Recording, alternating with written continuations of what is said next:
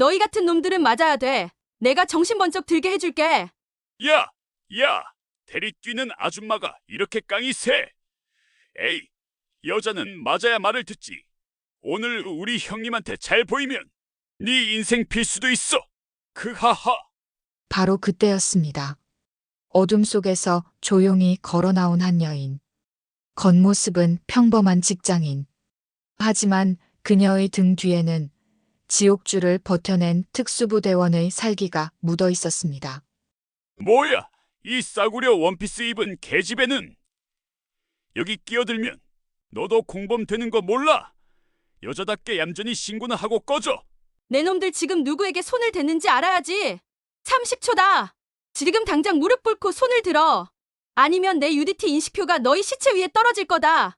지금 이 시간 당신의 주변에도 어둠을 먹고 사는 짐승들이 숨쉬고 있습니다. 그들은 법도 정의도 모릅니다. 오직 약자의 비명만을 기다리는 인간 쓰레기들. 과연 이 여인의 정체는 무엇일까요? 그리고 30초 만의 지옥은 어떻게 펼쳐질까요? 이어지는 충격적인 이야기. 지금부터 1시간 10분 동안 당신의 시선은 단 1초도 움직일 수 없을 겁니다. 잠깐만요. 여자까지 함부로 하는 썩어빠진 조폭들이 없어져야 한다면 댓글에 조폭 꺼져 라고 꼭 남겨주세요. 우리의 힘을 모아 조폭들을 날려버려야 하니까요. 지하 주차장, 형광등이 깜빡이는 3층 주차장 구석에서 비명이 터져 나왔습니다. 으악! 제발요. 제발.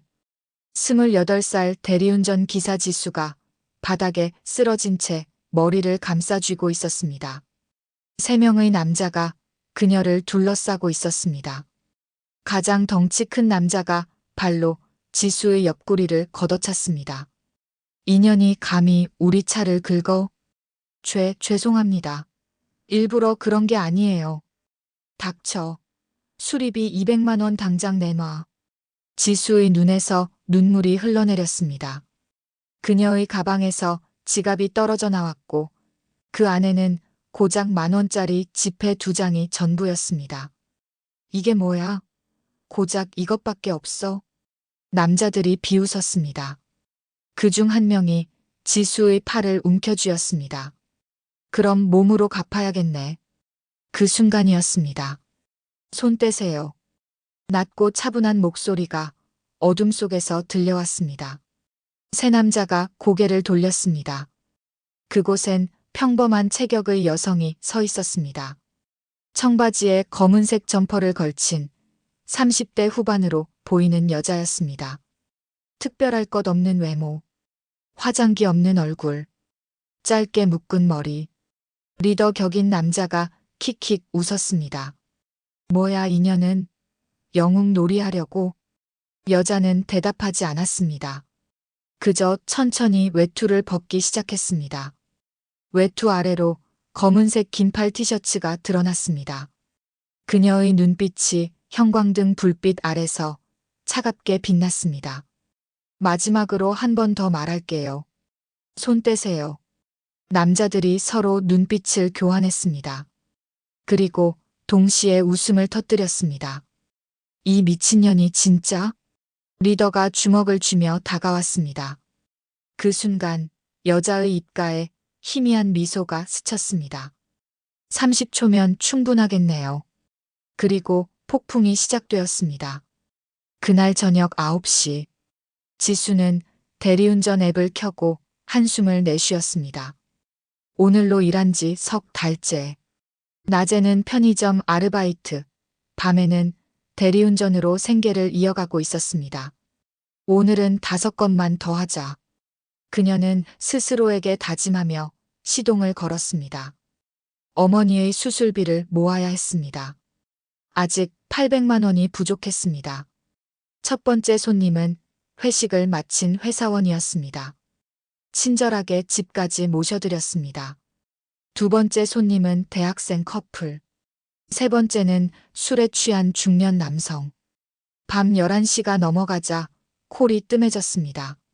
지수는 편의점 주차장에 차를 세우고 잠시 눈을 붙이려 했습니다. 바로 그때 앱에서 알림이 울렸습니다. 강남구 논현동 지하주차장 서초구 반포동. 거리도 괜찮고 요금도 적당했습니다. 지수는 주소를 확인하고 출발했습니다. 15분 후 그녀는 고급 오피스텔 지하 3층 주차장에 도착했습니다.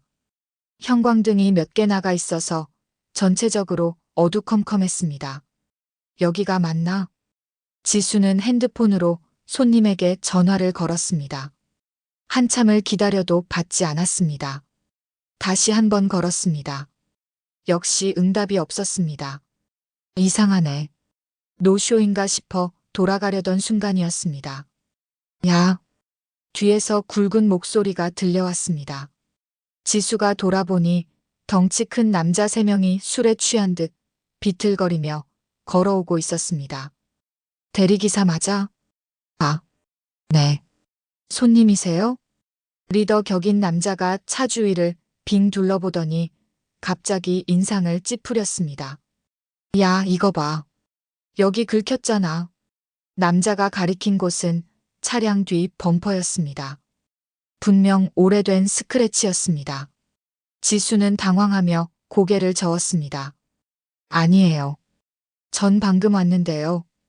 원래 있던 흠집 같은데. 뭐, 지금 거짓말하는 거야? 남자의 목소리가 높아졌습니다. 옆에 있던 다른 2 남자도 으르렁거리며 다가왔습니다. 아저씨, 정말 아니에요. 블랙박스 확인해 보시면. 닥쳐. 내가 분명히 긁었어. 지수의 심장이 빠르게 뛰기 시작했습니다. 뭔가 이상했습니다. 이건 단순한 시비가 아니었습니다. 남자들의 눈빛이 너무 날카로웠습니다. 수리비 200만 원 내놔. 200만 원이요? 그건 너무 시끄러워. 리더가 갑자기 지수의 어깨를 밀쳤습니다. 지수는 비틀거리며 뒤로 넘어졌습니다. 콘크리트 바닥에 손바닥이 쓸렸습니다. 아, 인연이 감히 말대꾸를 해? 남자가 다가와 지수의 머리채를 움켜쥐었습니다. 지수는 비명을 질렀습니다. 으아, 놓으세요. 제발요. 돈 없으면 몸으로 갚아야지. 안 그래? 남자들이 음흉하게 웃었습니다.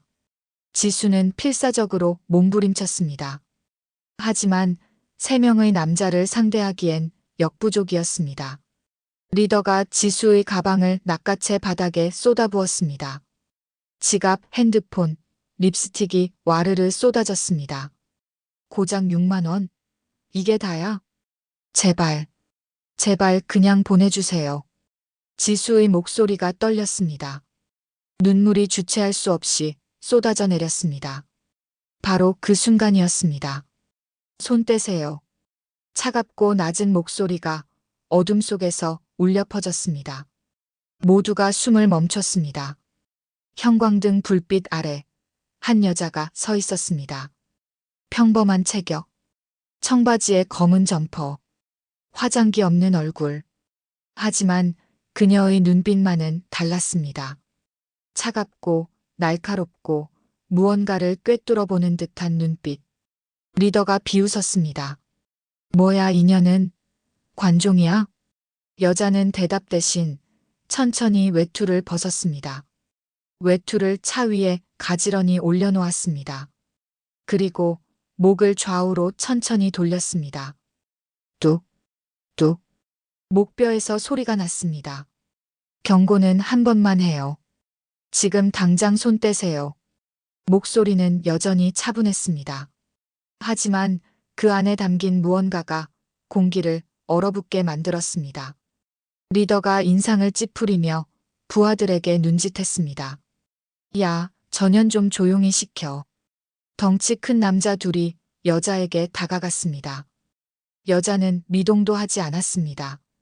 그저 조용히 서서 그들을 바라보고 있었습니다. 마지막 경고예요. 남자 하나가 주먹을 휘둘렀습니다. 그 순간 여자가 움직였습니다. 아니, 움직였다기보다는 사라졌습니다. 눈 깜짝할 사이에 남자의 옆구리로 파고든 여자는 정확히 명치를 향해 주먹을 꽂아 넣었습니다. 컥! 남자가 신음과 함께 쓰러졌습니다. 두 번째 남자가 당황하며 달려들었습니다. 여자는 그의 팔을 잡아 꺾으며 동시에 다리를 걸었습니다. 쿵! 남자가 바닥에 얼굴부터 처박혔습니다. 3초도 안 되는 시간이었습니다. 리더는 입을 벌린 채 굳어 있었습니다. 여자가 천천히 고개를 들어 그를 바라보았습니다. 이제 남은 건 당신뿐이네요. 그녀의 목소리는 여전히 차분했습니다. 하지만 그 눈빛 속엔 무언가 위험한 것이 타오르고 있었습니다. 자, 이 놀라운 30초가 어떻게 끝날지 궁금하시다면 잠시 구독 버튼을 눌러주세요. 평범해 보이는 사람들 속에 숨겨진 이야기를 저희는 매일 여러분께 전해드립니다. 알림 설정까지 해두시면 내일 이 시간 또 다른 반전을 만나보실 수 있습니다. 그럼 이 여자의 정체는 과연 무엇일까요? 이야기는 계속됩니다. 리더는 뒷걸음질 쳤습니다. 바닥에 쓰러진 부하 2명을 보며 입술을 떨었습니다. 3초. 고작 3초 만에 덩치 좋은 남자 둘이 나가떨어졌습니다. 너 뭐야? 여자는 대답하지 않았습니다. 그저 천천히 앞으로 걸어왔습니다. 한 걸음, 2걸음. 형광등 불빛이 그녀의 얼굴을 비췄습니다. 무표정했습니다. 하지만 그 눈빛만은 달랐습니다.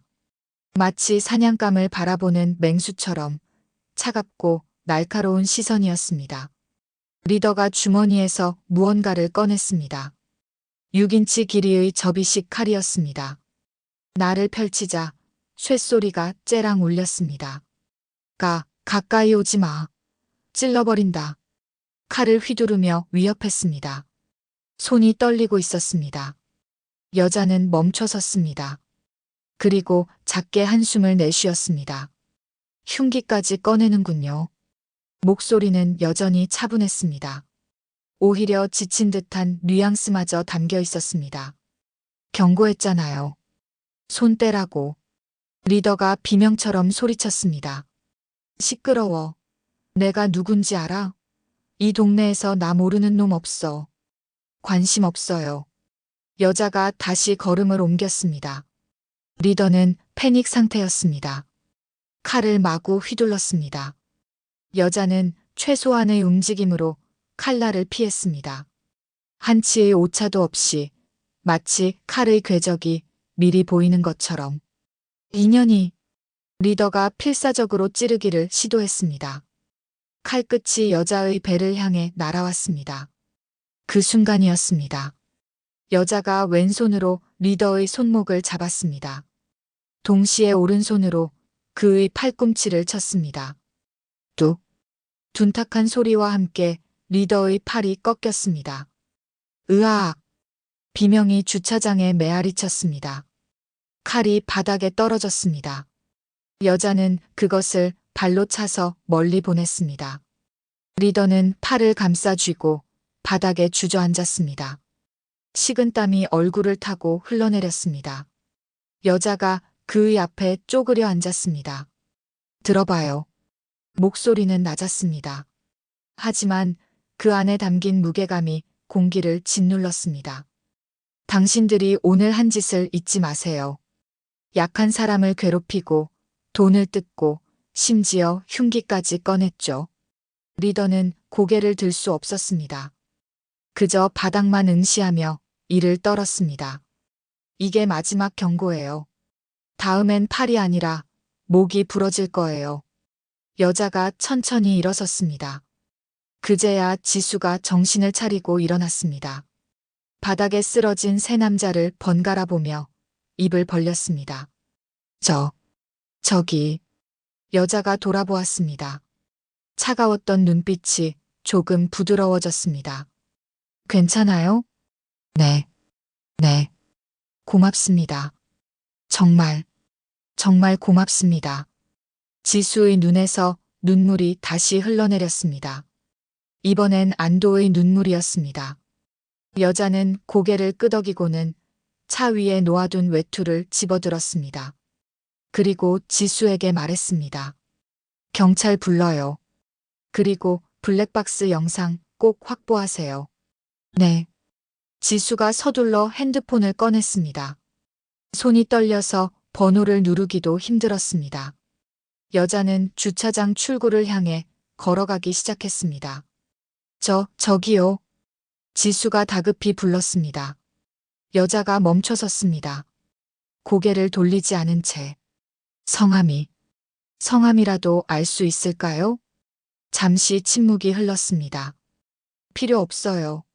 그리고 여자는 어둠 속으로 사라졌습니다. 지수는 그 뒷모습을 멍하니 바라보았습니다. 평범한 옷차림. 하지만 절대 평범하지 않은 존재감.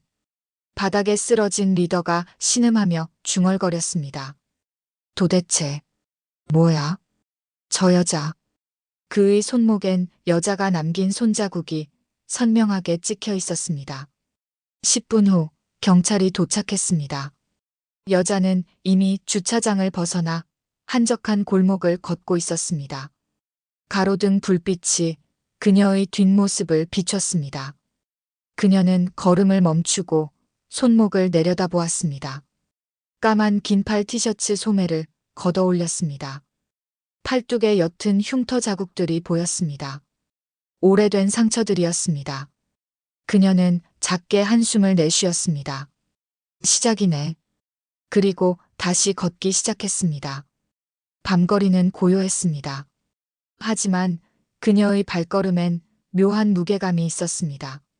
마치 무언가를 짊어진 사람처럼. 멀리서 구급차 사이렌 소리가 들려왔습니다. 그녀는 뒤를 돌아보지 않았습니다. 그저 묵묵히 어둠 속을 걸어갔습니다. 목에 걸린 무언가가 옷깃 사이로 살짝 보였습니다. 금속 재질의 인식표 같았습니다. 하지만 어둠 속에서 정확히 뭔지는 보이지 않았습니다. 여자의 입가에 쓸쓸한 미소가 스쳤습니다. 정의라. 오랜만이네. 그녀는 주머니에 손을 넣고 골목 끝으로 사라졌습니다. 그날 밤 강남 지하주차장에서 벌어진 사건은 다음 날 아침 뉴스에 짧게 보도되었습니다.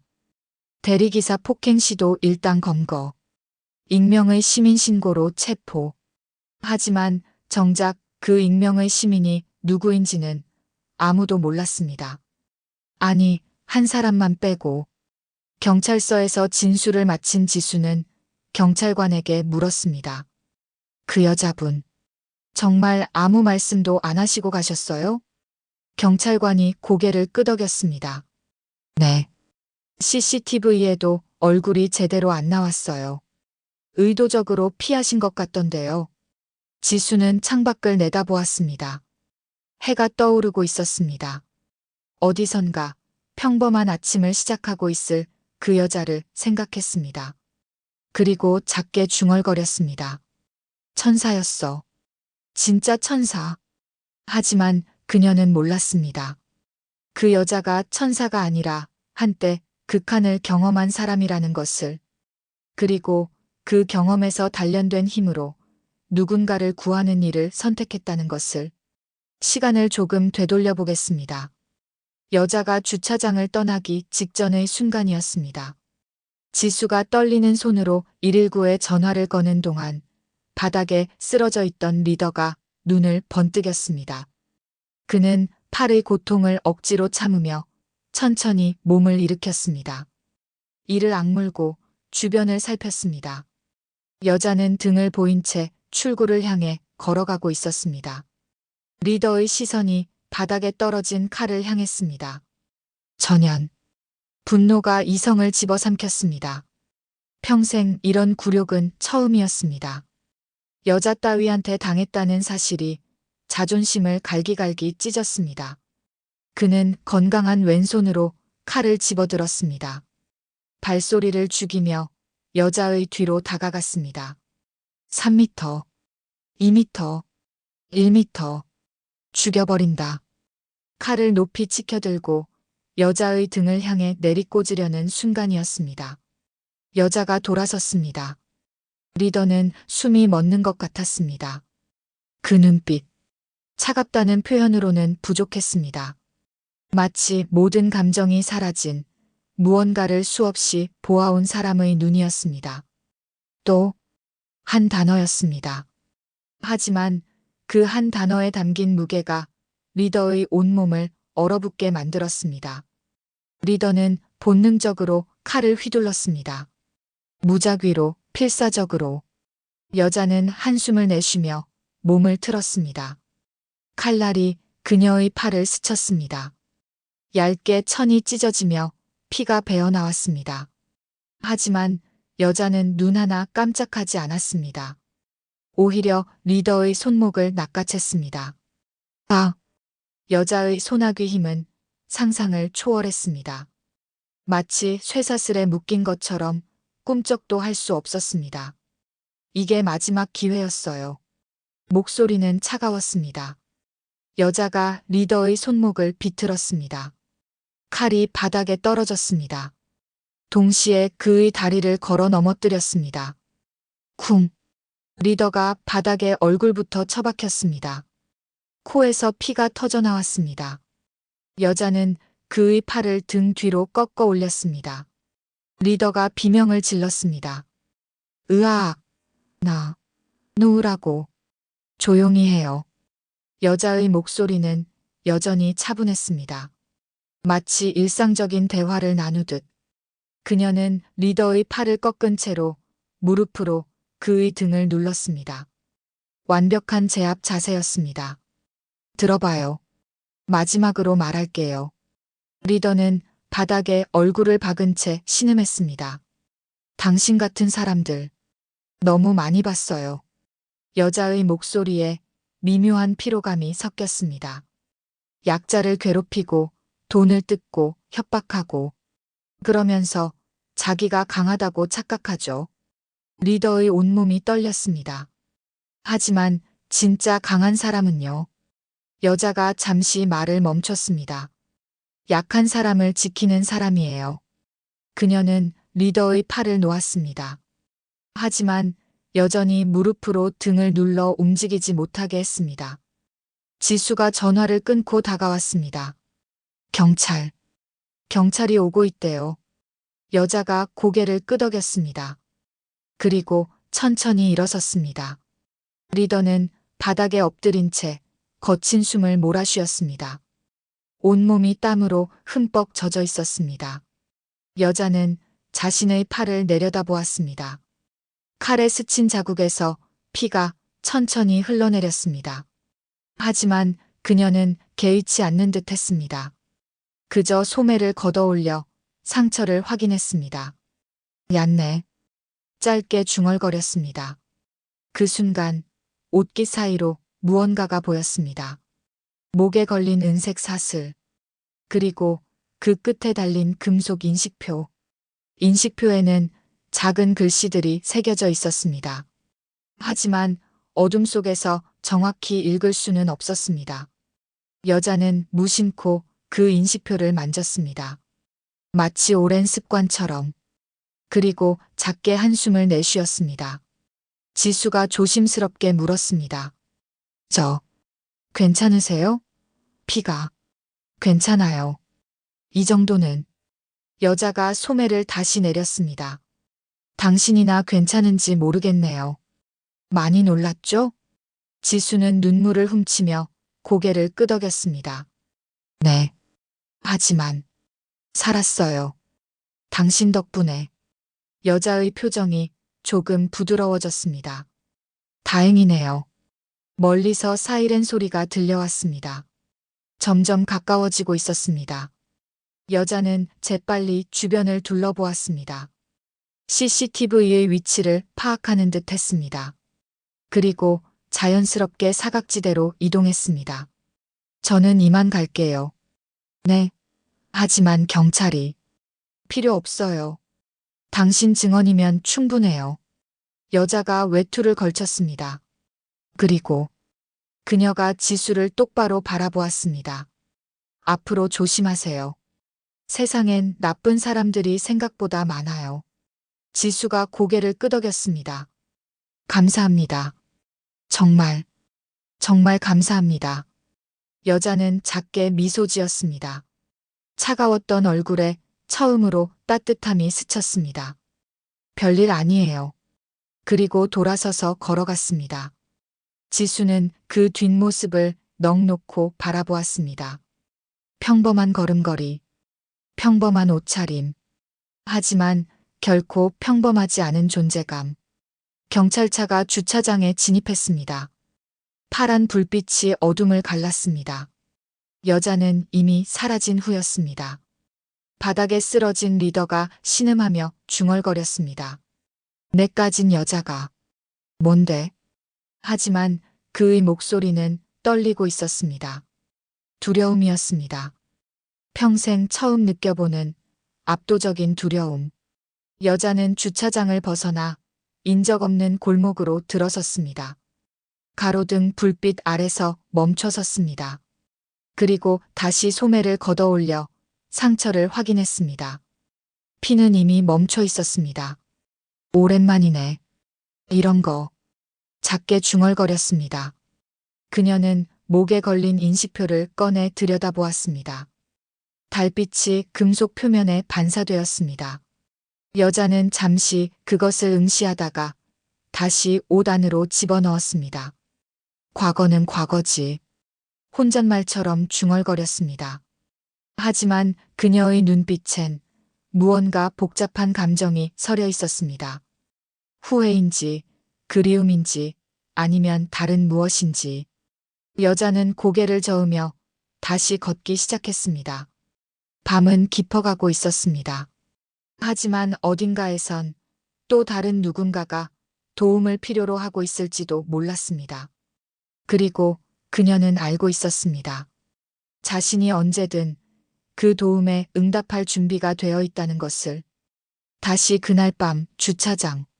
경찰차에서 2명의 경찰관이 내렸습니다.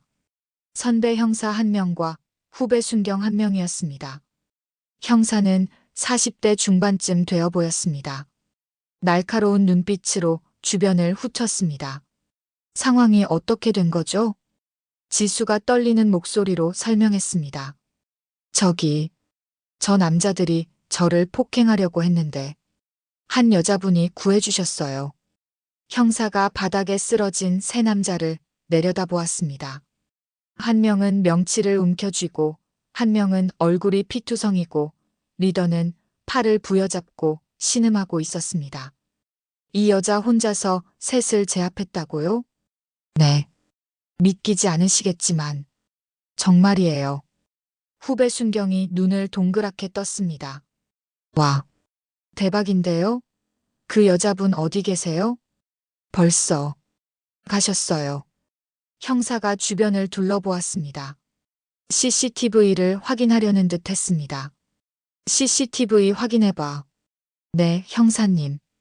후배가 관리실로 향했습니다. 형사는 바닥을 살폈습니다. 접이식 칼이 떨어져 있었습니다. 그리고 그 옆에 작은 핏자국. 피? 무릎을 꿇고 자세히 들여다보았습니다. 핏방울이 일정한 간격으로 떨어져 있었습니다. 출구 쪽으로. 상처를 입었군. 그는 천천히 일어나 핏자국을 따라갔습니다. 출구 근처에서 핏자국이 멈춰 있었습니다. 지혈을 했나?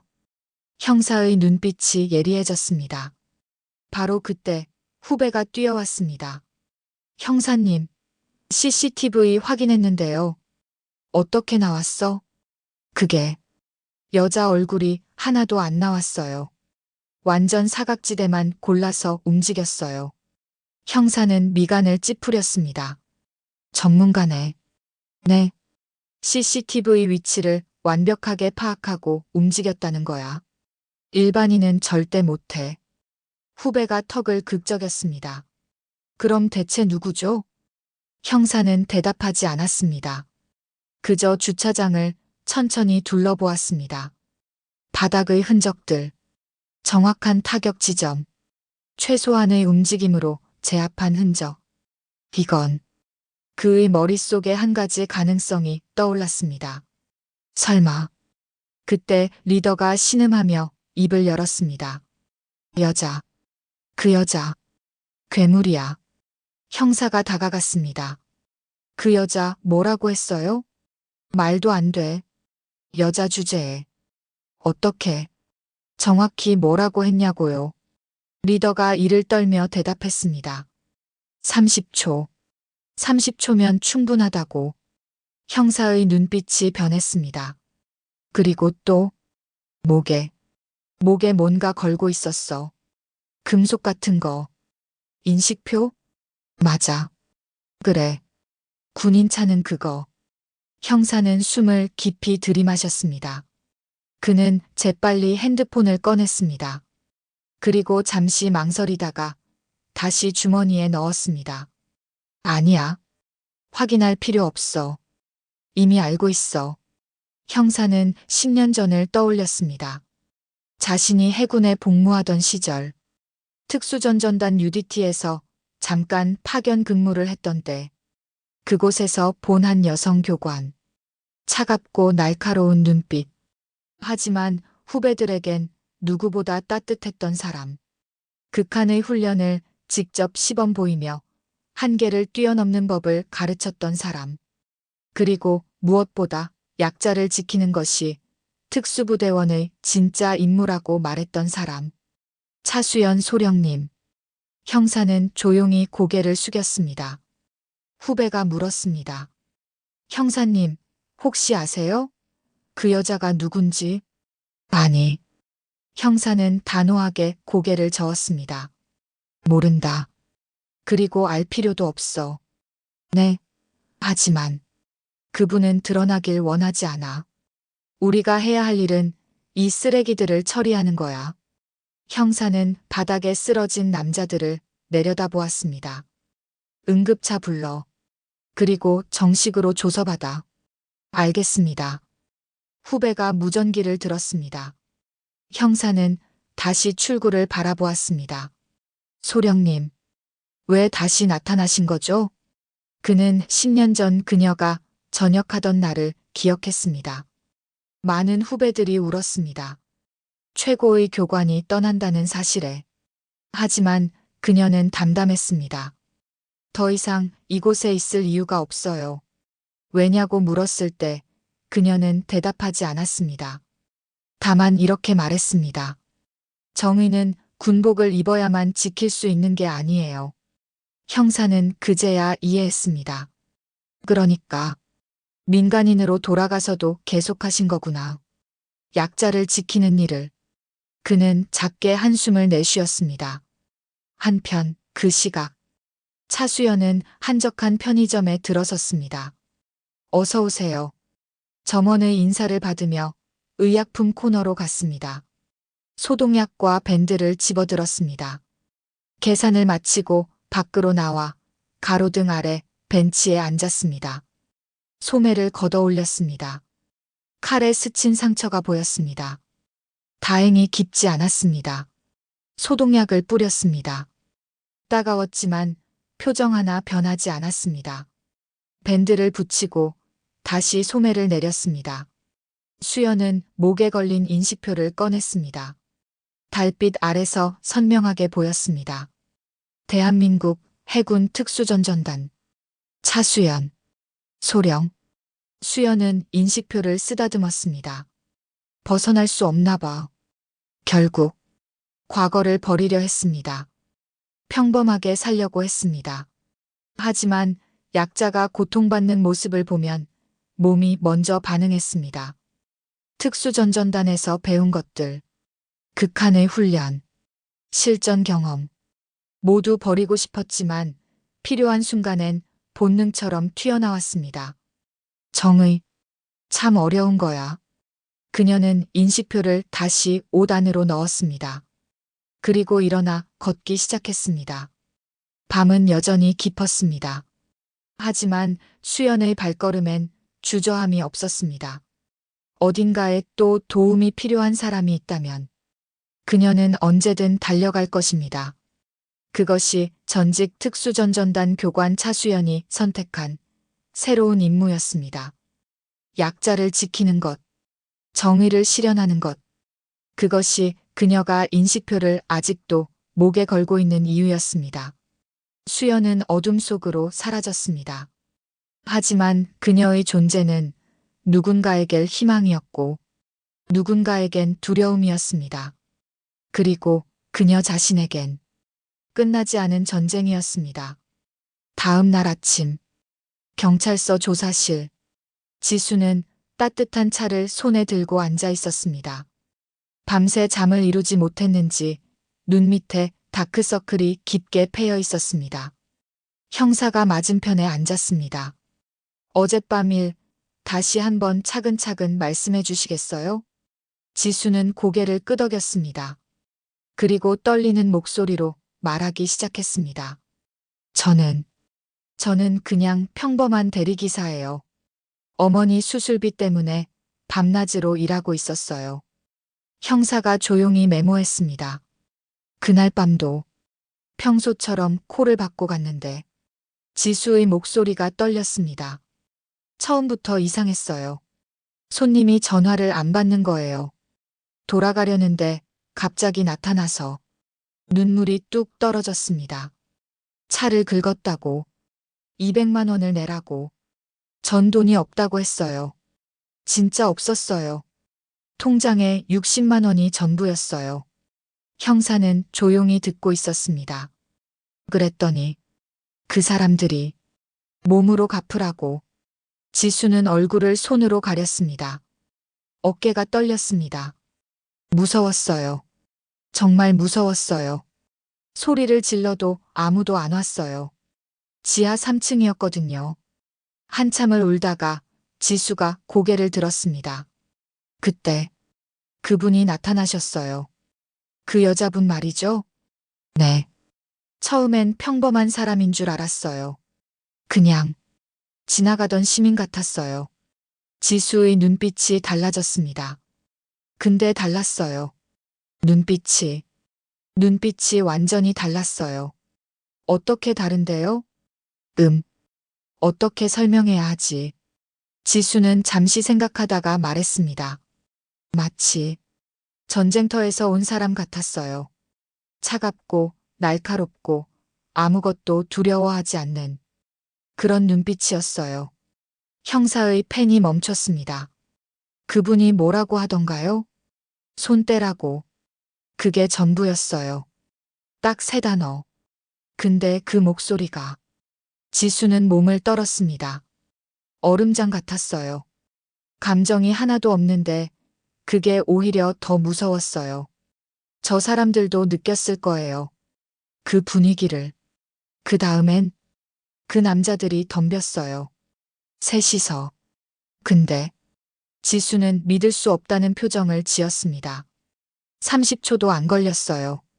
정확히는 모르겠지만 정말 순식간이었어요. 어떻게 제압했는데요? 처음엔 주먹으로 명치를 쳤어요. 그 큰 남자가 한 방에 쓰러졌어요. 두 번째는 팔을 꺾고 다리를 걸었어요. 얼굴이 바닥에 쿵하고 지수는 자신도 모르게 손짓을 했습니다. 세 번째, 리더라고 불렀던 그 남자는 칼을 꺼냈어요. 흉기를요? 네. 그래서 전 정말 끝났다고 생각했어요. 아무리 싸움을 잘해도 칼 앞에선. 지수가 고개를 저었습니다. 근데 그분은 칼을 피하는 게 아니라 받아내셨어요. 받아내셨다고요? 네. 손으로 칼 든 손목을 잡고 팔꿈치를 탁 치니까 뚝 소리가 나면서 지수는 몸을 움츠렸습니다. 그 소리 평생 못 잊을 것 같아요. 형사는 메모를 멈추고 지수를 바라보았습니다. 그분 다친 데는 없었어요? 지수의 표정이 어두워졌습니다. 있었어요. 팔에 칼에 스쳤나 봐요. 피가 났어요. 그런데도 계속 싸웠나요? 싸운 것도 아니에요. 그냥 정리하셨어요. 눈 하나 깜짝 안 하고. 지수는 한숨을 내쉬었습니다. 전 그때 알았어요. 이 사람은 보통 사람이 아니구나. 형사가 물었습니다. 목에 뭔가 걸고 있었다고 했죠? 네. 인식표 같았어요. 군인들이 차는. 자세히 봤어요? 아니요. 어두워서 잘 안 보였어요. 근데 그분이 가끔 그걸 만지시더라고요. 마치 습관처럼. 지수는 잠시 멈췄다가 말을 이었습니다. 그리고 뭔가 중얼거리셨어요. 뭐라고요? 시작이네라고. 형사는 고개를 끄덕였습니다. 그분이 마지막에 뭐라고 하던가요? 지수의 눈에 다시 눈물이 고였습니다. 조심하라고. 세상엔 나쁜 사람이 많다고. 목이 메었습니다. 그리고 별일 아니라고 했어요. 제 목숨을 구해놓고. 별일 아니래요. 지수는 눈물을 닦았습니다.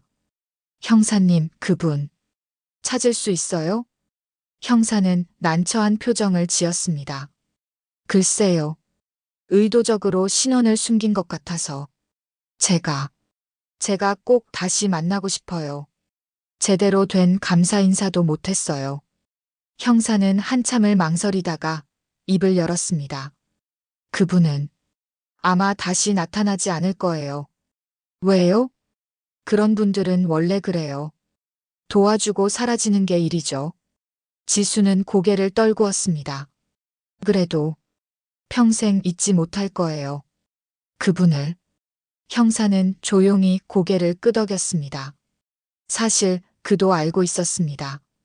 차수연 소령이 누구인지. 하지만 말할 수 없었습니다. 그녀가 원하지 않는다는 걸 알기에. 피해자분, 한 가지 더 여쭤볼게요. 네. 그 남자들. 이전에도 비슷한 일을 저질렀을 가능성이 있어요. 혹시 그들이 다른 피해자 이야기를 한 적 있나요? 지수는 잠시 생각하다가 고개를 끄덕였습니다. 있었어요. 리더가 한 말이. 지난번 그 대학생처럼 순순히 내놓으면 되는데라고. 형사의 표정이 굳어졌습니다. 대학생? 네. 그리고 또 이번 달 할당량이 아직 안 찼다는 말도 했어요. 할당량? 지수의 얼굴이 창백해졌습니다. 설마 저 말고도 다른 피해자가 있는 건가요? 형사는 즉시 메모를 했습니다. 이건 단순 폭행이 아니라 조직적인 범죄일 수 있겠는데요. 그는 재빨리 다른 형사에게 전화를 걸었습니다. 유사 사건 전부 찾아봐. 대리기사, 택시기사 대상 공갈 사건. 최근 6개월. 지수는 손을 떨며 물을 마셨습니다. 저 사람들. 이게 처음이 아니었구나. 그녀는 또다시 그 여자를 떠올렸습니다. 만약 그녀가 나타나지 않았다면 자신도 다른 피해자들처럼. 생각만 해도 온몸에 소름이 돋았습니다. 형사님. 네. 그분. 천사 맞죠? 형사는 잠시 망설이다가 작게 미소 지었습니다. 천사라기보단 수호자에 가깝죠. 수호자? 네. 약자를 지키는. 지수는 고개를 끄덕였습니다. 창밖으로 아침 햇살이 비쳤습니다. 어딘가에서 그 여자도 이 햇살을 보고 있을까? 지수는 조용히 기도했습니다. 그녀가 평안하기를. 그리고 언젠가 꼭 다시 만날 수 있기를. 그날 밤 수연은 작은 원룸에 홀로 앉아 있었습니다. 창밖으로 빗소리가 들렸습니다. 가을비였습니다. 차갑고 끈질긴. 그녀는 팔의 밴드를 떼어냈습니다.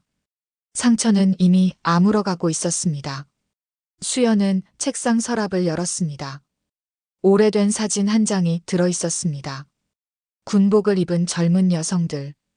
모두 날카로운 눈빛으로 카메라를 응시하고 있었습니다. 그중 한 명이 수연이었습니다. 15년 전의 모습이었습니다. 수연은 사진을 천천히 쓰다듬었습니다. 그리고 눈을 감았습니다. 15년 전. 해군 특수전전단 UDT 훈련소. 새벽 5시. 차가운 바닷물이 얼굴을 때렸습니다. 수연은 이를 악물고 헤엄쳤습니다. 더 빨리, 더. 교관의 고함이 파도 소리를 뚫고 들려왔습니다. 옆에서 훈련생 하나가 헉헉거렸습니다. 못하겠어. 진짜 못하겠어. 수연이 그의 팔을 잡았습니다. 포기하지 마. 조금만 더. 안 돼. 다리가 안 움직여. 내가 끌고 갈게. 버텨. 수연은 동료를 끌며 해안을 향해 헤엄쳤습니다. 팔이 천근만근 무거웠습니다. 폐가 터질 것 같았습니다. 하지만 멈출 수 없었습니다. 동료를 버리지 않는다. 절대로. 그것이 특수전전단의 첫 번째 규칙이었습니다. 해안에 도착했을 때 수연은 바닥에 쓰러졌습니다. 온몸이 떨렸습니다. 교관이 다가왔습니다. 차수연 훈련생. 예. 수연은 재빨리 일어나 차렷 자세를 취했습니다. 왜 혼자 갈 수 있는데 저놈을 끌고 왔나? 동료를 버릴 수 없습니다. 교관의 눈빛이 날카로워졌습니다. 그런 정신으로 여기서 살아남을 수 있을 것 같나? 살아남겠습니다. 어떻게? 함께 살아남겠습니다. 교관은 한참을 수연을 응시했습니다. 그리고 작게 고개를 끄덕였습니다. 좋아. 그 정신 잃지 마라. 1년 후, 훈련은 점점 가혹해졌습니다. 지옥주라 불리는 일주일간의 극한 훈련. 잠을 자지 못했습니다. 먹지도 못했습니다. 쉴 수도 없었습니다. 일어나. 다시 뛰어. 예. 수연은 비틀거리며 일어났습니다. 시야가 흐려졌습니다. 다리가 풀렸습니다. 하지만 뛰었습니다. 옆에서 여자 훈련생 하나가 쓰러졌습니다. 수연이 멈춰섰습니다. 차수연, 계속 뛰어. 교관님, 저 훈련생이. 상관없어. 계속 뛰라고. 수연은 고민했습니다. 명령을 따를 것인가? 동료를 구할 것인가? 1초의 망설임. 그리고 그녀는 돌아섰습니다. 쓰러진 훈련생에게 달려가 부축했습니다. 일어나. 함께 가자. 교관이 호루라기를 불었습니다. 차수연, 명령 불복종이다. 죄송합니다. 하지만 동료를 버릴 수 없습니다. 교관이 다가왔습니다. 그 대가를 치를 준비가 되어 있나? 예. 좋아. 교관이 팔을 올렸습니다. 전체. 차수연 훈련생 때문에 추가 훈련이다. 팔굽혀펴기 200개. 다른 훈련생들이 신음했습니다. 하지만 아무도 불평하지 않았습니다.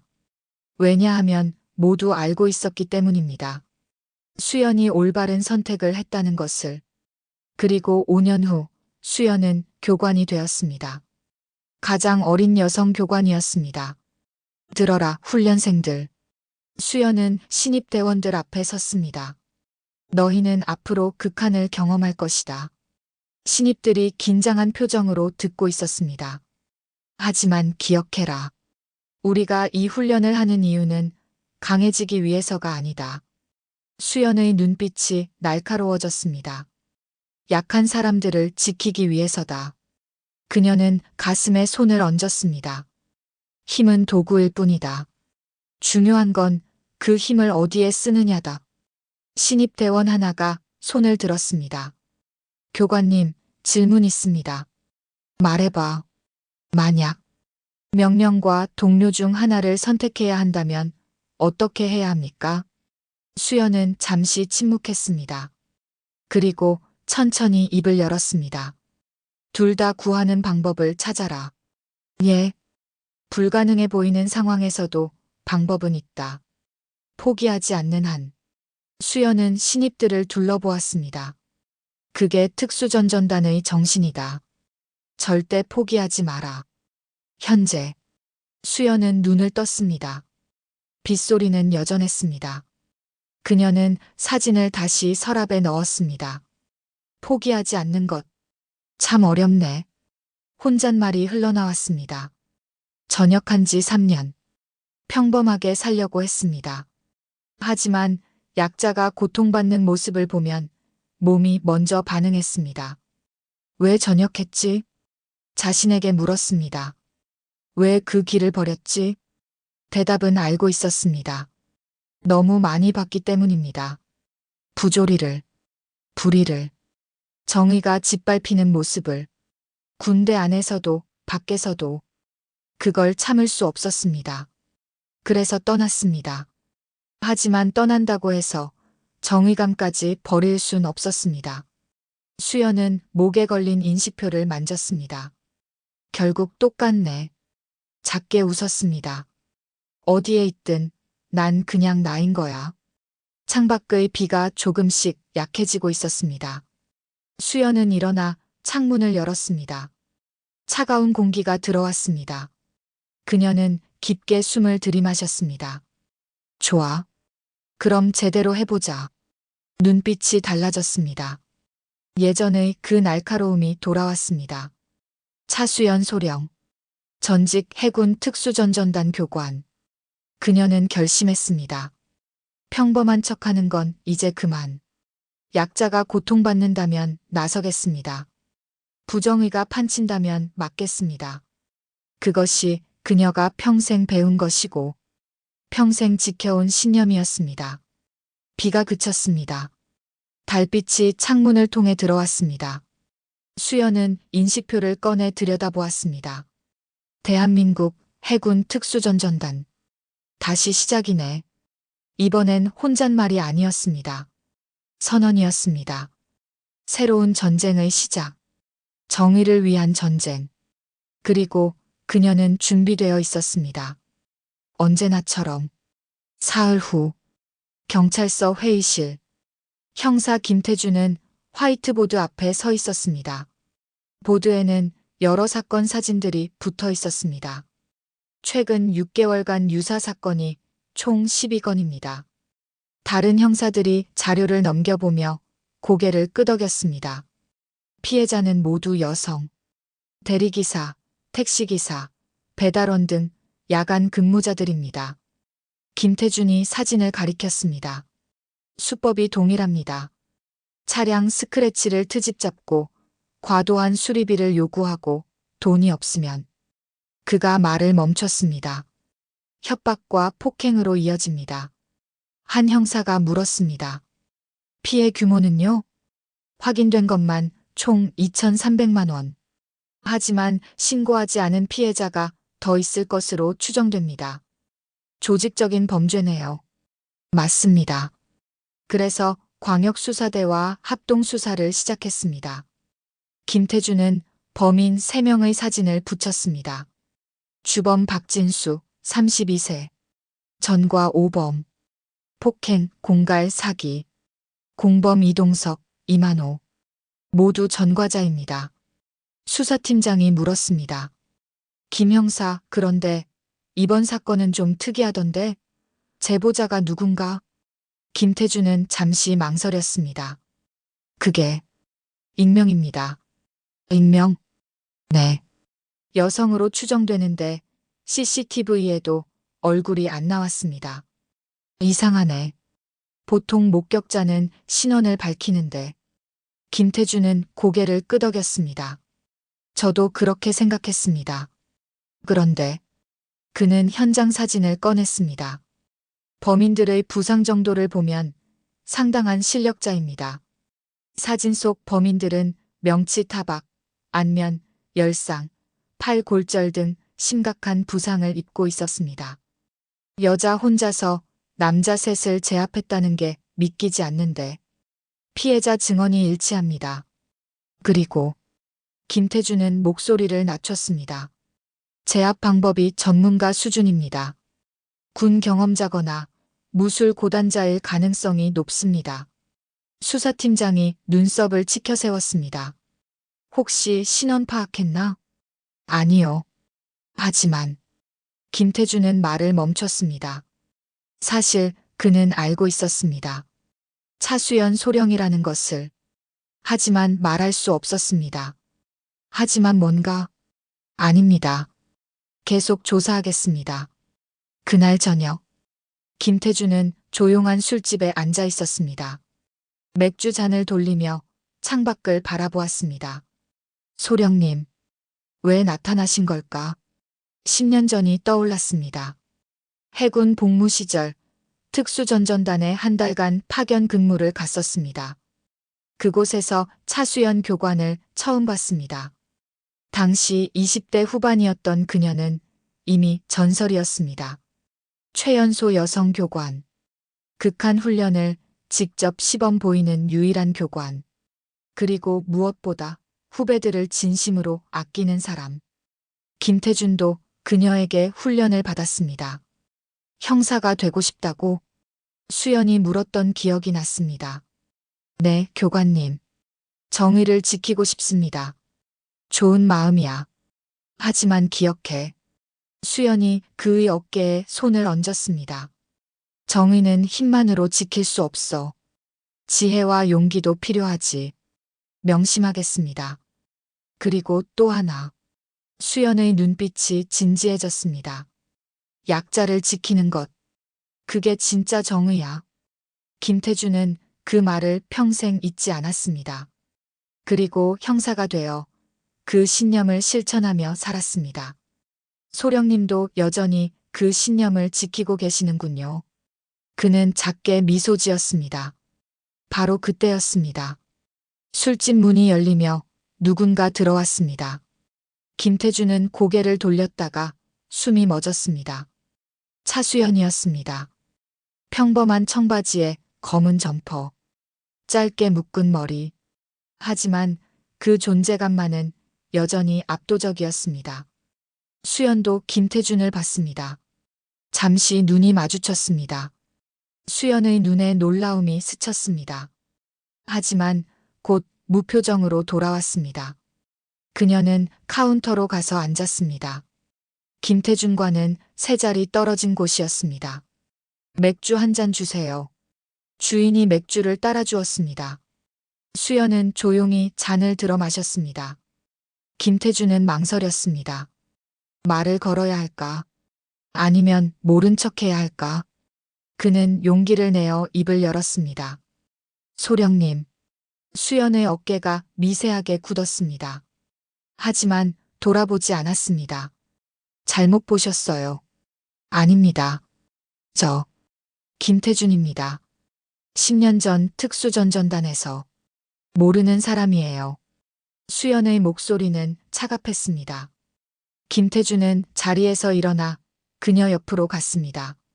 소령님, 제가 형사가 된 건 교관님 덕분입니다. 수연은 여전히 앞만 보고 있었습니다. 형사라면 신고받은 사건이나 잘 처리하세요. 처리했습니다. 범인들 전부 구속됐습니다.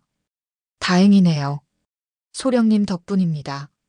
수연이 처음으로 고개를 돌렸습니다. 그 눈빛은 예전보다 더 차가웠습니다. 난 아무것도 안 했어요. CCTV에는 안 나왔지만 피해자 증언이 있습니다. 증언만으론 부족하죠. 맞습니다. 하지만 저는 알고 있습니다. 김태준이 조용히 말했습니다. 교관님이 하셨다는 걸.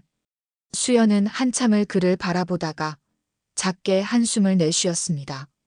김태준 형사. 예. 이 일은 잊어요. 하지만 명령이에요. 수연의 목소리에 힘이 실렸습니다. 김태준은 입을 다물었습니다. 수연은 맥주를 다 마시고 일어섰습니다. 좋은 형사가 되세요. 그게 교관으로서 제 마지막 당부예요. 그녀가 돌아서려는 순간 김태준이 물었습니다. 소령님, 왜 전역하셨습니까? 수연의 발걸음이 멈췄습니다. 그건 개인적인 이유예요. 혹시 부조리 때문인가요? 수연은 대답하지 않았습니다. 군대 안에서 정의를 지킬 수 없어서 밖으로 나오신 건가요? 수연이 천천히 고개를 돌렸습니다. 영리하네요, 형사님. 그럼 제 추측이 맞습니까? 수연은 잠시 침묵했습니다. 정의라는 건요, 김 형사. 그녀가 조용히 말했습니다. 어디에 있든 지킬 수 있어요. 중요한 건 장소가 아니라 의지죠. 그럼 계속하실 겁니까? 이런 일을. 무슨 일을 말하는 건지 모르겠네요. 수연이 작게 미소 지었습니다. 저는 그냥 평범하게 살고 있어요. 평범한 사람은 칼 든 남자 셋을 제압하지 않습니다. 증거가 있나요? 김태주는 고개를 저었습니다. 없습니다. 하지만, 그럼 됐어요. 수연이 문을 향해 걸어갔습니다.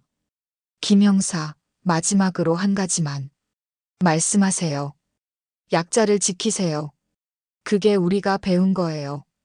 그리고 그녀는 밤속으로 사라졌습니다.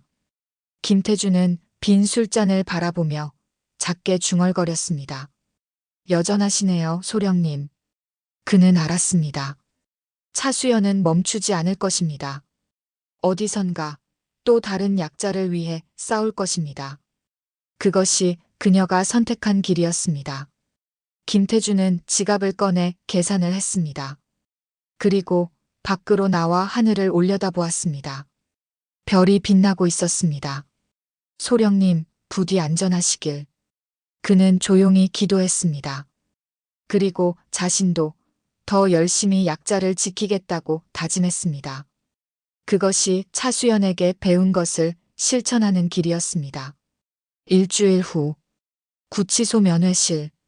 박진수는 창살 너머로 앉아 있었습니다. 팔은 여전히 깁스를 하고 있었습니다. 변호사가 서류를 펼쳤습니다. 박 씨, 상황이 좋지 않습니다. 피해자가 12명이나 되고 조직적 범죄로 분류됐어요. 그래서요? 최소 징역 7년은 각오해야 합니다. 박진수의 얼굴이 일그러졌습니다. 7년이요? 그건 너무. 증거가 확실합니다. 블랙박스, CCTV, 피해자 증언까지. 그 여자만 아니었으면. 박진수는 이를 갈았습니다. 아직도 그날 밤이 생생했습니다.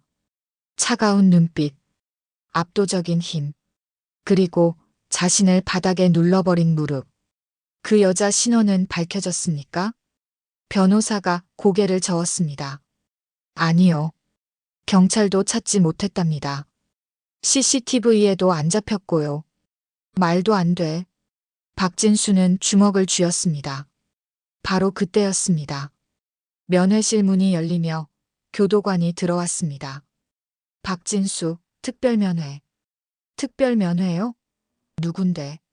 박진수는 고개를 돌렸습니다. 그리고 숨이 멎었습니다. 차수연이 서 있었습니다. 평범한 옷차림.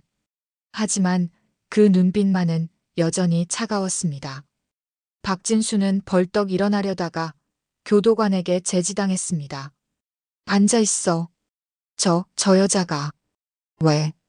수연은 천천히 그의 맞은편에 앉았습니다. 변호사가 의아한 표정으로 물었습니다. 실례지만 누구시죠? 피해자 가족입니다. 수연이 담담하게 대답했습니다.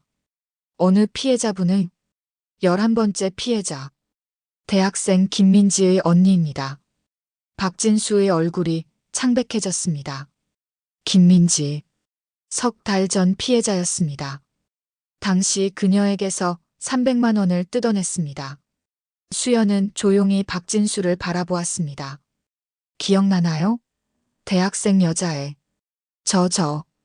등록금 마련하려고 밤늦게 대리운전하던 애요. 수연의 목소리는 차분했습니다. 하지만 그 안에 담긴 분노가 느껴졌습니다. 그 애한테서 300만 원을 뜯었죠. 부모님한테도 말 못하게 협박하고. 박진수는 말을 잇지 못했습니다. 그 애가 얼마나 울었는지 아세요? 수연의 눈빛이 날카로워졌습니다. 학교 그만두려고 했어요. 자기 때문에 부모님이 고생한다고. 저는. 당신은 그냥 돈이 필요했을 뿐이겠죠. 약한 사람 괴롭히는 게 쉬웠으니까. 수연이 몸을 앞으로 기울였습니다. 하지만 당신이 괴롭힌 사람들에겐 그게 인생이었어요. 박진수는 고개를 숙였습니다. 수연은 잠시 침묵했다가 입을 열었습니다. 들어요, 박진수. 7년. 길다고 생각하겠죠. 수연이 팔을 가리켰습니다. 하지만 당신이 부러뜨린 건 팔뿐만이 아니에요. 사람들의 마음도 부러뜨렸어요. 박진수의 눈에서 눈물이 흘러내렸습니다. 미안합니다. 정말 미안합니다. 미안하다고 끝이 아니에요. 수연의 목소리가 단호해졌습니다. 7년 동안 매일 생각하세요. 당신이 뭘 잘못했는지. 예.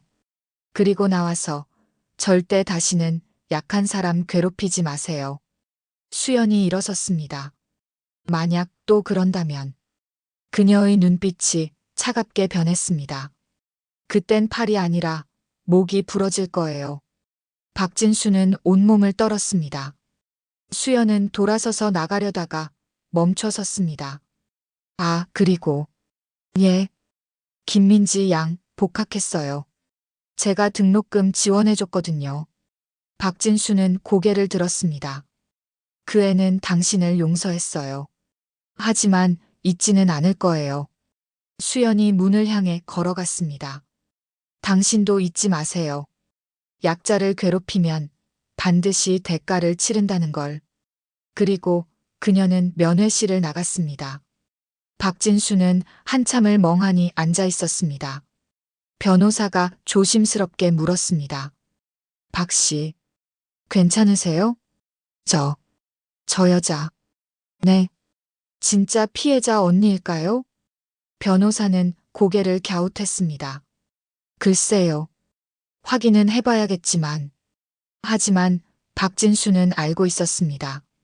저 여자가 거짓말을 하고 있다는 것을.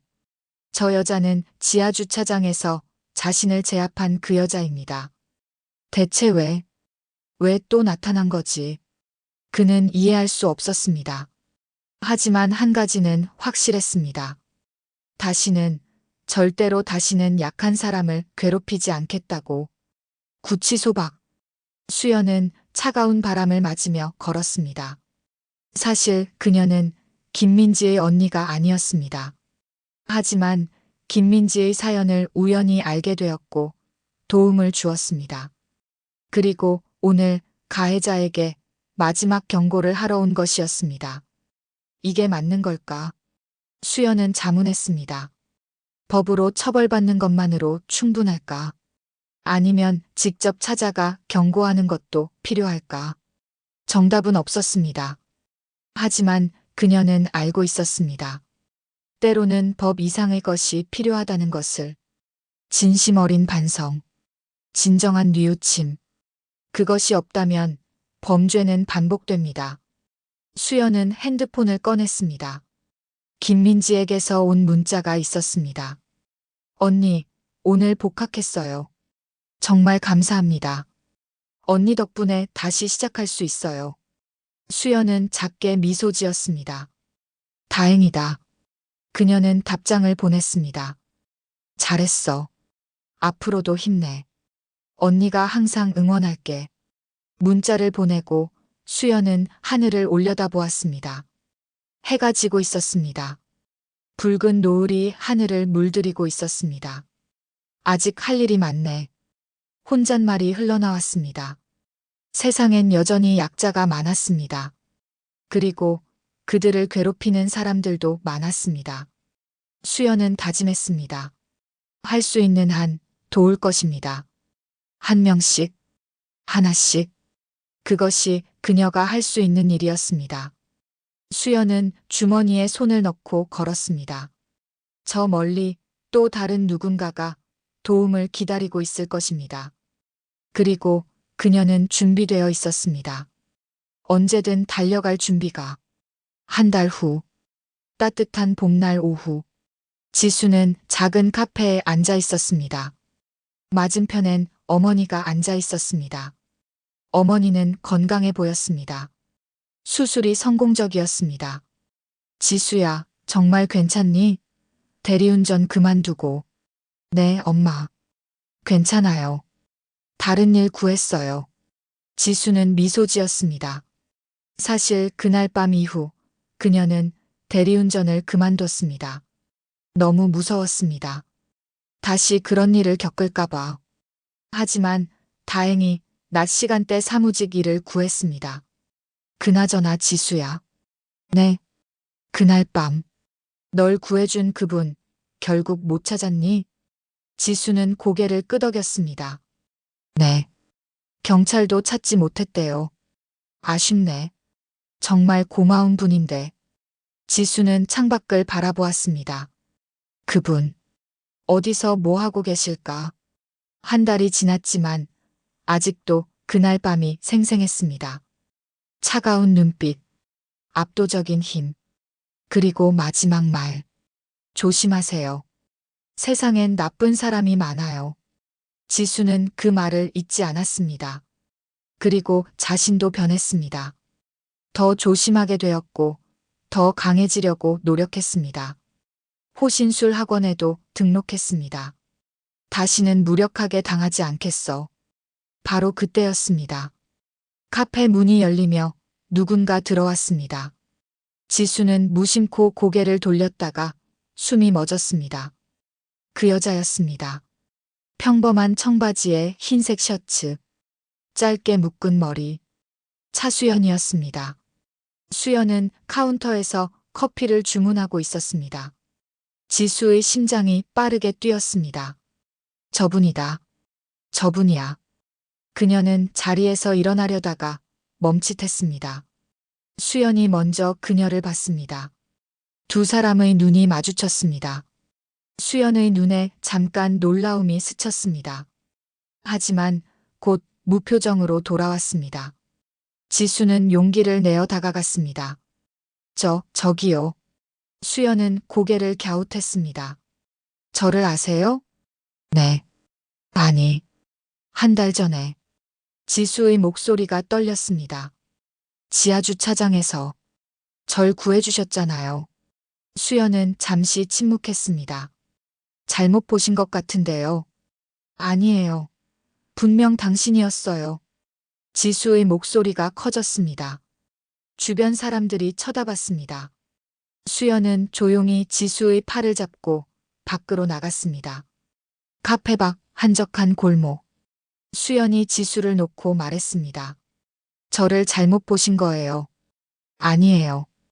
당신 목소리, 눈빛, 다 기억해요. 지수가 눈물을 글썽였습니다. 당신이 절 구해주셨어요.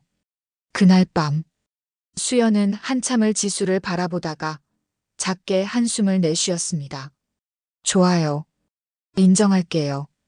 정말요? 네. 그날 그곳에 있었어요. 지수의 눈에서 눈물이 흘러내렸습니다. 감사합니다. 정말 감사합니다. 별일 아니에요. 별일이에요. 저한텐 생명의 은인이에요. 지수가 흐느꼈습니다. 수연은 조용히 그녀의 어깨에 손을 얹었습니다. 진정해요. 괜찮아요. 당신 덕분에 어머니 수술도 잘 끝냈어요. 새일도 구했고요. 잘 됐네요. 수연이 작게 미소 지었습니다. 그런데 왜 경찰한테도 신분을 밝히지 않으셨어요? 지수가 물었습니다. 수연은 잠시 하늘을 올려다보았습니다.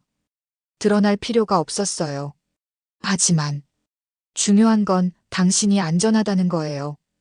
제가 누군지는 중요하지 않아요. 지수는 고개를 저었습니다.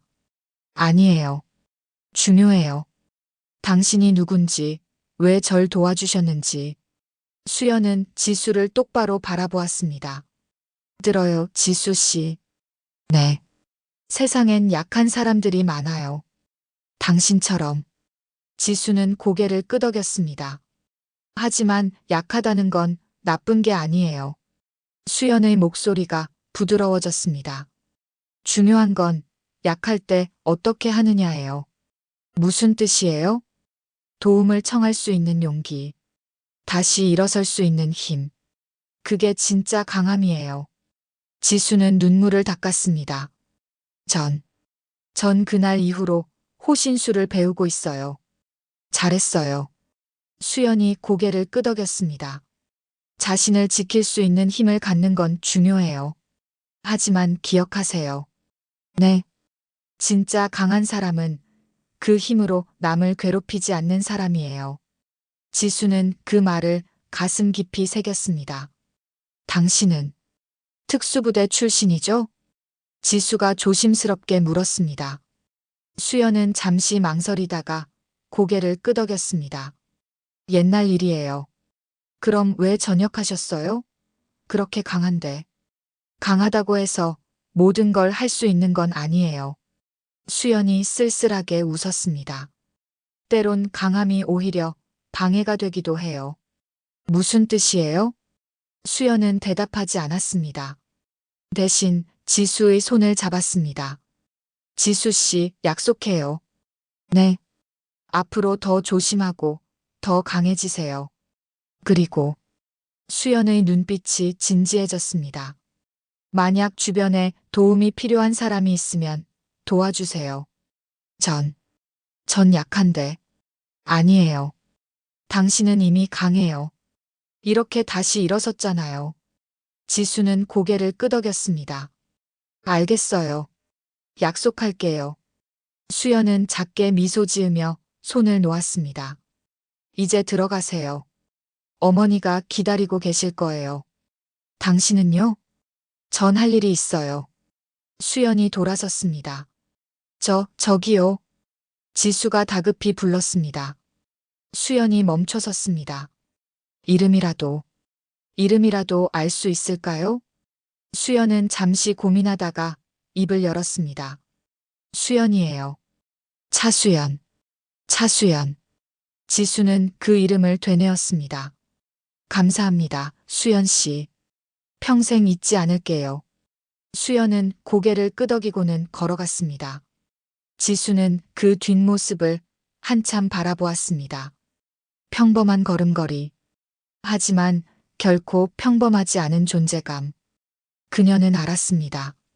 차수연이라는 사람이 자신에게 단순히 생명의 은인이 아니라는 것을, 살아가는 방법을 가르쳐준 스승이라는 것을. 지수는 카페로 돌아갔습니다. 어머니가 미소 지으며 물었습니다.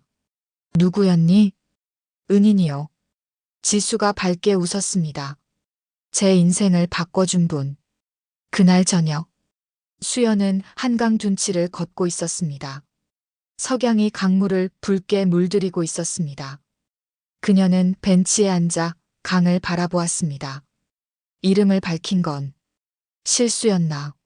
하지만 후회하지 않았습니다. 지수는 알 자격이 있었습니다. 자신을 구해준 사람이 누구인지. 수연은 목에 걸린 인식표를 꺼냈습니다. 대한민국 해군 특수전전단. 차수연 소령. 여전히 버리지 못했네. 작게 중얼거렸습니다. 과거를 버리고 싶었습니다. 하지만 과거가 자신을 만들었습니다. 극한의 훈련, 동료애, 정의감. 모든 것이 지금의 자신을 만든 조각들이었습니다. 수연은 인식표를 다시 옷 안으로 넣었습니다. 그리고 일어나 걸었습니다. 해가 완전히 지고 어둠이 찾아왔습니다. 하지만 수연의 발걸음엔 주저함이 없었습니다.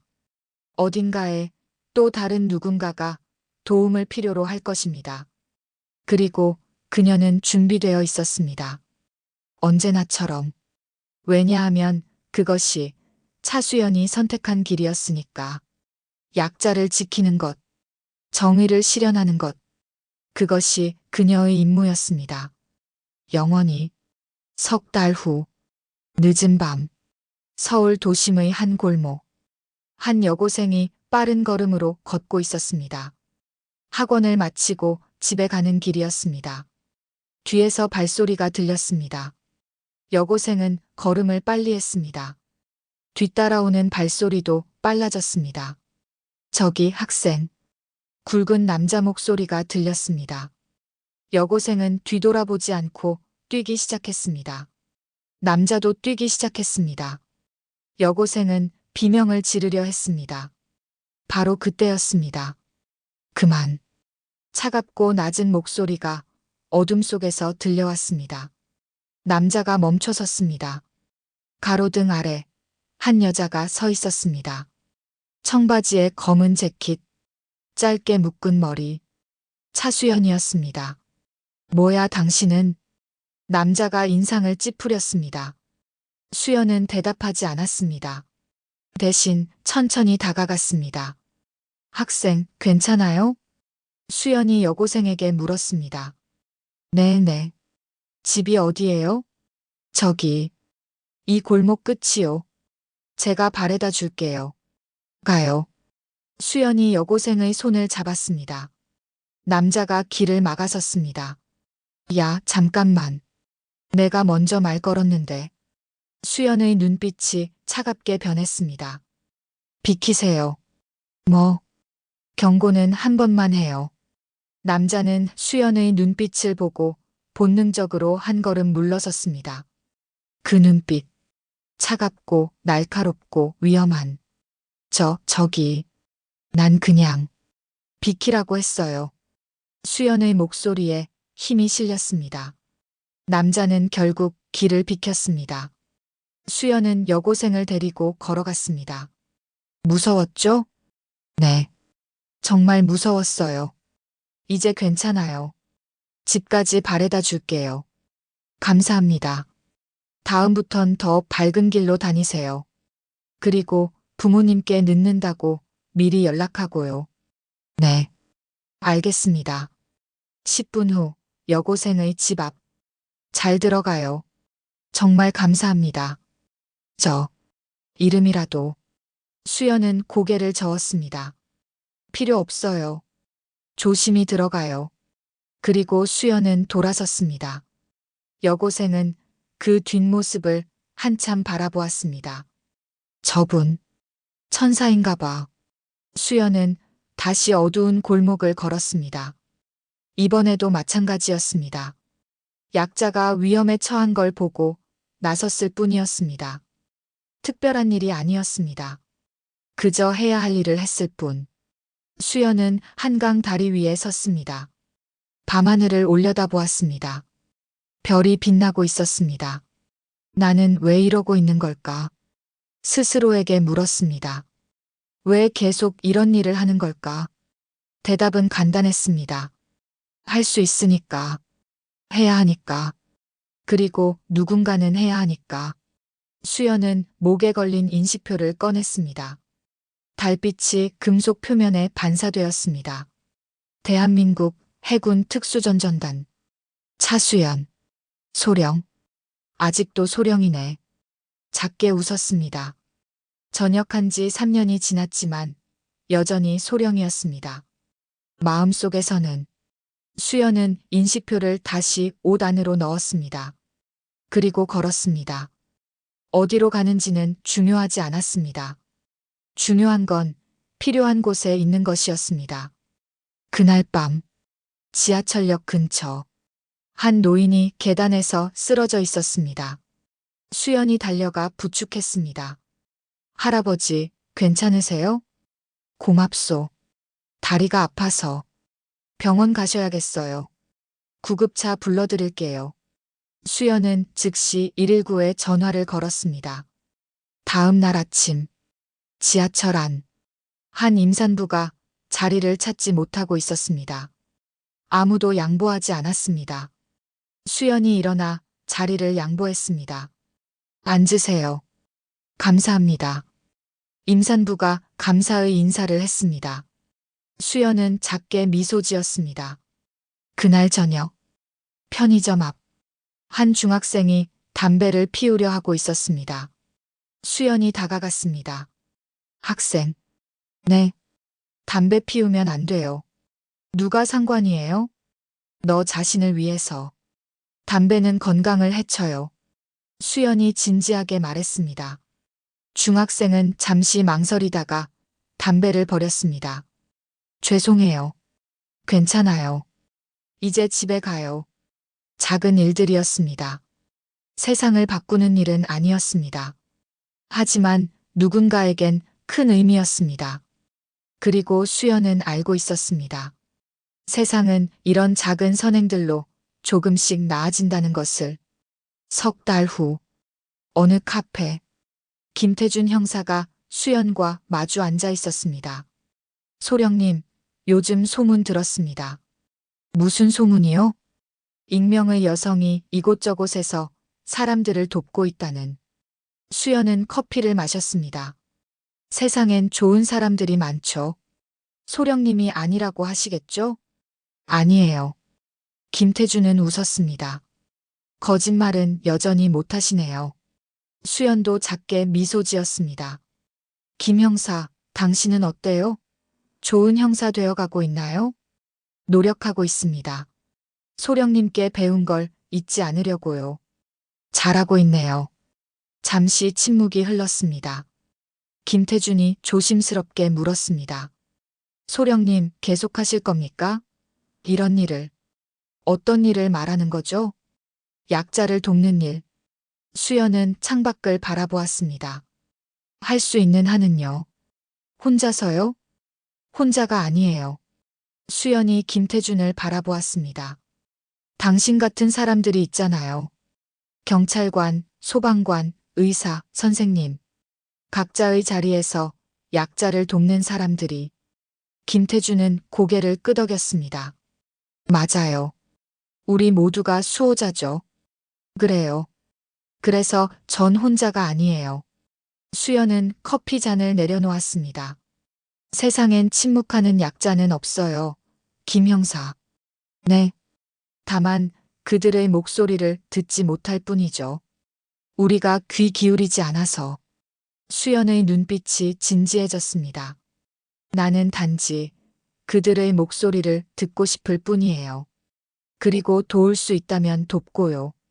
김태준은 깊이 고개를 숙였습니다. 명심하겠습니다, 소령님.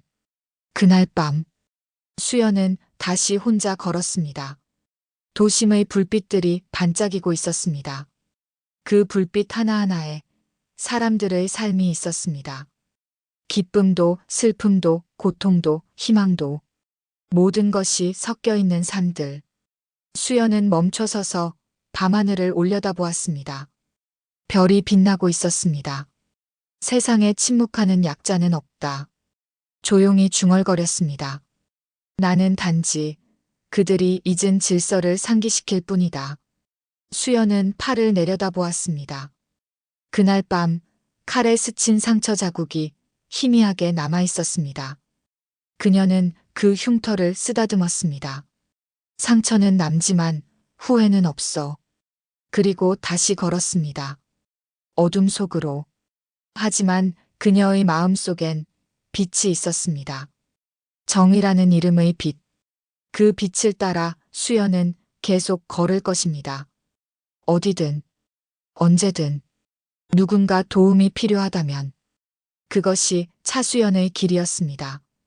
전직 해군 특수전전단 교관. 그리고 지금은 세상의 조용한 수호자. 밤은 깊어가고 있었습니다. 하지만 어딘가에서 차수연은 여전히 걷고 있었습니다. 그녀의 발걸음은 멈추지 않을 것입니다. 왜냐하면 세상엔 아직도 도움이 필요한 사람들이 많으니까. 그리고 그녀는 알고 있었습니다. 작은 선행이 세상을 바꾼다는 것을. 한 사람씩, 하나씩, 천천히 하지만 확실하게. 차수연의 이야기는 계속됩니다.